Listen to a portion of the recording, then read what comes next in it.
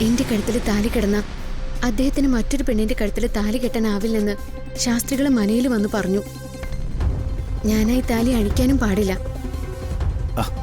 എന്നിട്ട് ആ താലിമാല എവിടെ? പെരുവണ്ണാപുരത്ത് അമ്മയെ പോയി പ്രാർത്ഥിക്കാനാ ശാസ്ത്രികൾ പറഞ്ഞത്. അത് പ്രകാരം ഞാൻ പോയത്. അമ്മയെ പ്രാർത്ഥിച്ച് പ്രദക്ഷിണം വെച്ച് വരുമ്പോ എന്റെ കഴുത്തില് താലിമാല ഉണ്ടായിരുന്നില്ല. ഇതൊക്കെ ഞാൻ എങ്ങനെ വിശ്വസിക്കും? അതെവിടെങ്കിലും അഴിഞ്ഞു വീണതാണോ? ഞാൻ അതേപറ്റിയൊന്നും ചിന്തിക്കുന്നില്ല അച്ഛാ. ഞാനായിട്ട് താലിമാല അഴിച്ചിട്ടില്ല. അത് നഷ്ടമായതും ഞാൻ അറിഞ്ഞിട്ടില്ല. പ്രദക്ഷിണം പൂർത്തിയാക്കി വരുമ്പോ താലിമാല കഴുത്തിലില്ലെന്ന് മാത്രം അറിയാം. അച്ഛൻ അതിവിടെ ആരോടും പറയരുത്. അല്ല, എന്താ അച്ഛൻ വിളിച്ചത്?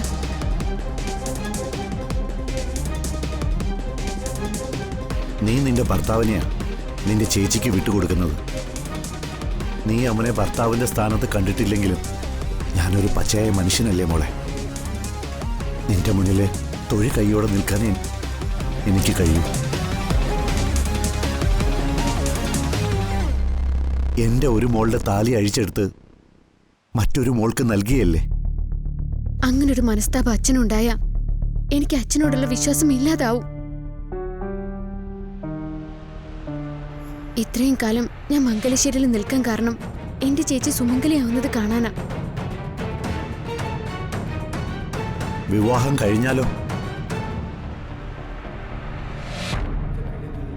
മോളും മംഗലശ്ശേരിയിൽ നിൽക്കില്ലെന്ന് നിന്നെ അറിയാവുന്ന എല്ലാവർക്കും അറിയാം.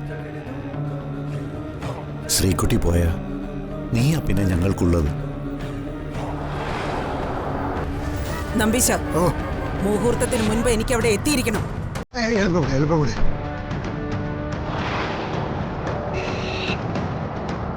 ഇതാണ് സച്ചി റിയൽ കല്യാണം.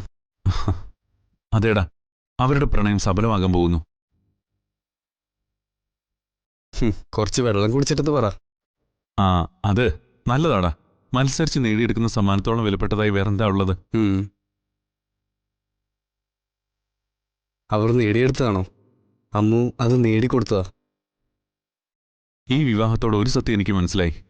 ഒരിക്കലും ഉത്തരം കിട്ടാത്തൊരു ചോദ്യമായിരുന്നു അത്. അമ്മുവിന്റെ കഴുത്തിൽ താലി കെട്ടിയ അവളുടെ ഈശ്വരൻ ആരാണെന്ന്. അത് സച്ചി അറിഞ്ഞു.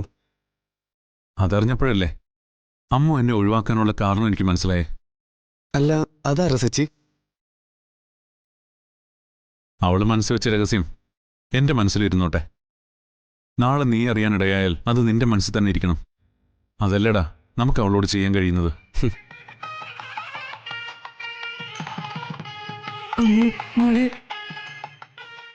നിന്നോടുള്ള കടപ്പാട് ചേച്ചി എങ്ങനെ തീർക്കുമെന്ന് അറിയില്ല. എനിക്കല്ലേ ചേച്ചിയോടുള്ള കടപ്പാട്? അനാഥയായി എന്നെ വീട്ടിലേക്ക് കൈപിടിച്ചു കൊണ്ടുവന്നത് ചേച്ചിയല്ലേ? ഒരിക്കൽ മരണത്തിൽ നിന്നും ഒരു മനുഷ്യൻ എന്നെ രക്ഷിച്ചു. പിന്നെ ചേച്ചി എന്നെ രക്ഷിച്ചു. എന്റെ ജീവിത ചേച്ചിയോട് കടപ്പെട്ടിരിക്കുന്ന